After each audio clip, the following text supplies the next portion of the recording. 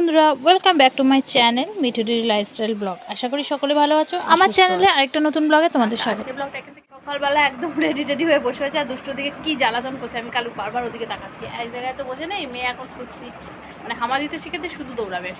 তো যাই হোক, যেটা বলছিলাম, সকালবেলা একদম রেডি হয়ে শাড়ি ঠাড়ি পরে একেবারে এই যে রেডি হয়ে গেছে। এখন যাবো ভোট দিতে। চলো ভোটটা দিয়ে আসি। দুষ্টু, এইগুলো দুষ্টুর জন্য দিয়ে দেওয়া হয়েছে, নইলে ওখানে প্রচন্ড বিপজ্জনক ব্যাপার। ওরা এই টাকা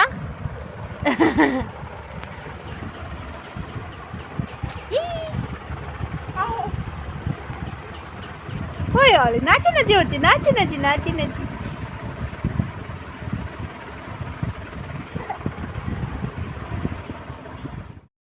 তো ভোট দিতে যাওয়ার আগে ভাবলাম দুষ্টুকে একটু যদি ঘুম পাড়ানো যায়। কত সকালে উঠেছে জানো? ও প্রত্যেক দিনই 4:30 থেকে 5টার মধ্যে উঠে যায় ভোরবেলা, তারপরে আর ঘুমায় না। তো একটু 8টা বাজলে কি 8:30 বাজলে তারপরে একটু এরকম করে নিয়ে ঘুরলে ঘুমিয়ে পড়ে। কাজের চেষ্টা করছিলাম, কে ঘুমাচ্ছে না। আর আমি একবার বাইরে যাচ্ছি, ঘরে যাচ্ছি, অবস্থা আমার বিশাল খারাপ। এত প্রচণ্ড রোদ উঠেছে, তার মধ্যে বৃষ্টি নেই, গরম তো মানে বলিহারি পড়েছে। দেখো ঘুমোচ্ছে না অগত্যা। কী করি, ওকে ওর বাপির কাছে দিয়ে আমি বেরিয়ে যাব এক্ষুনি ভোট দিতে। সকাল সকাল ভোটটা দিয়ে আসি, নইলে আবার তো এসে আবার রান্না করতে হবে। আমি এখন খুঁজছি ভোটার স্লিপটা আর ভোটার কার্ডটা। এই দেখো পেয়েও গেছি। এবার লাইটটা নিভিয়ে যাই, ভোটটা দিয়ে আসি। মিষ্টিকে নিয়ে যাব না, বাড়িতেই রেখে যাব।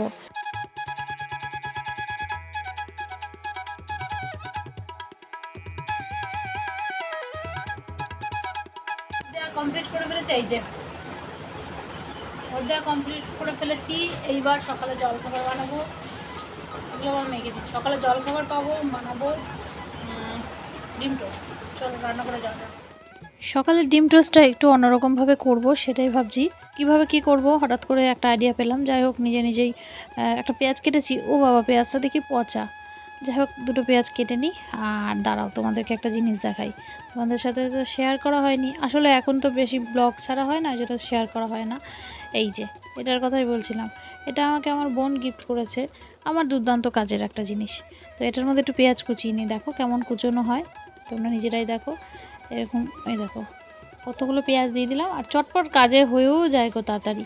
আর চোখ টোক দিয়ে জল টল তো পড়ে না, খুব ভালো জিনিসটা হয়েছে। তো যাই হোক, পেঁয়াজ কুচিয়ে নিলাম এই পেঁয়াজটার মধ্যেই। এবার আমি প্রথমে ভেবেছিলাম যে ডিম টোস্টার মতোই করি, কিন্তু আবার পরে ভাবলাম না, থাকা আমার মেয়ে তো খাবে, আর নেই।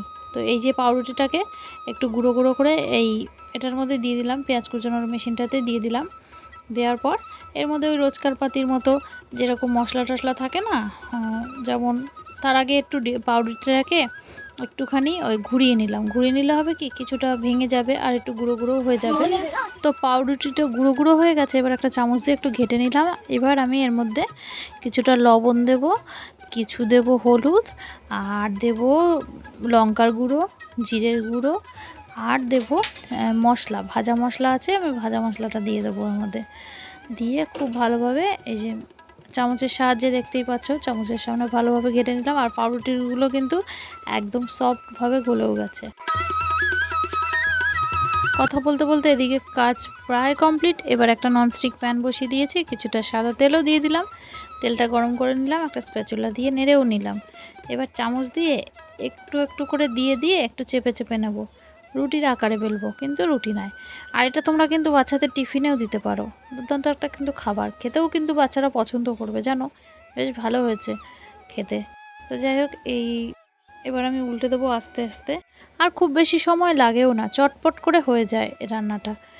তো এই 4টে ভেজে আমি আগে মিষ্টিকে খেতে দেবো। কখন থেকে মেয়েটা খাবার চাইছে, আর আমার সঙ্গে ক্রমাগত বক করেই যাচ্ছে, মা এটা কি রেসিপি। তো আমি বললাম, এটা আমার মাথায় আইডিয়া হলো, তাই আমি বানিয়ে ফেললাম চটপট। তো বলতে বলতে দেখো ভাজাও হয়ে গেল। আর দাঁড়াও, আরও কিছুটা আছে, বাকিগুলোও ভেজে ফেলি। ভেজে টেজে এদিকে হতে থাক, আর ওদিকে ওকে আমি খাবারটা দিয়ে দিই চটপট।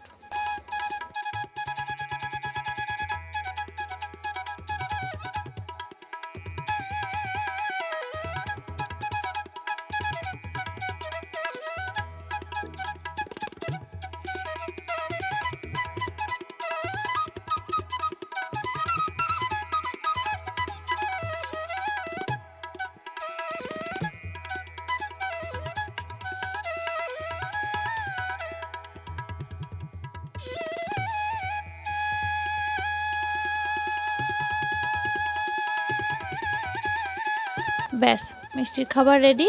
এরকম করে সস দিয়ে দিয়েছি ওপর দিয়ে, দেখতে কিন্তু দারুণ হচ্ছে। আর ছোটো প্লেট এখন আর নামাইনি, কি নামাবো, এক গাদা বাসন ধুতে টাইম লাগে না, এটাই ছিল সামনে, এটার মধ্যে দিয়ে দিয়েছি। আর একটা কলাকে পিস পিস করে কেটে ওকে দিয়ে দিয়েছি। আগে খা, নতুন রকম ট্রাই। মা ভালো পারে। হ্যাঁ, বাজার করে চলে এসেছে, আজকে নিয়ে এসেছে চিকেন। চিকেনটাকে ঢালাও হয়নি জানো তো, ওই যে মিষ্টিকে খেতে দিচ্ছিলাম, ওদিকে খাবার নিয়ে ব্যস্ত ছিলাম। আর সকালে ওকে খাওয়াতে গেলে এদিকে দেরি হয়ে যায়। আর তার মধ্যে উঠে গেছিলো দুষ্টু, তো ওকে একবার নিয়ে ঘুরিয়ে টুরিয়ে খাইয়ে ঠাইয়ে যাই হোক, তারপরে কোনোরকমভাবে ম্যানেজ করে তারপরে আবার রান্না করে এলাম। যাই হোক সবজিগুলো ঢেলে নিই। আর এদিকে দেখো শসা, তারপরে আলু, দাঁড়াও কী কী এনেছে দেখি। ওই দেখো ঝুড়িটার মধ্যে কতটা ফুটো, তো এখানে কিন্তু দুটো ঝুড়ি আছে জানো। আর আমাদের ঘরে এত ইঁদুর না, ইঁদুরে না সব খেয়ে কেটে দেয়। আলু সবজি যাই রাখি না কেন নিয়ে চলে যায় বড় বড়। তো পটলগুলো বেছে বেছে রাখছি একদম ফ্রেশ দেখো। আর ঝিঙেও রয়েছে, ঝিঙেটা আমি আনতে বলেছি। ঝিঙে খেতে আমার বেশ ভালো লাগে, ডালের সাথে মনে হয় একটু ঝিঙে পোস্ত বা একটু ঝিঙে তরকারি হলে খেতে কিন্তু ভালো লাগে। লঙ্কাগুলো এখন তুলে রাখি, পরে বোটা ছাড়িয়ে রাখবো।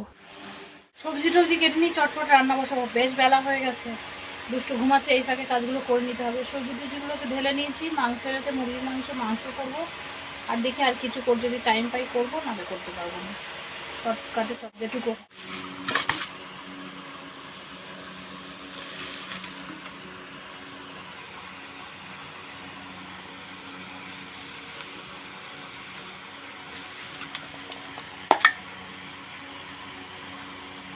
হয়ে গেছে, আমি এখনো চান টান করিনি।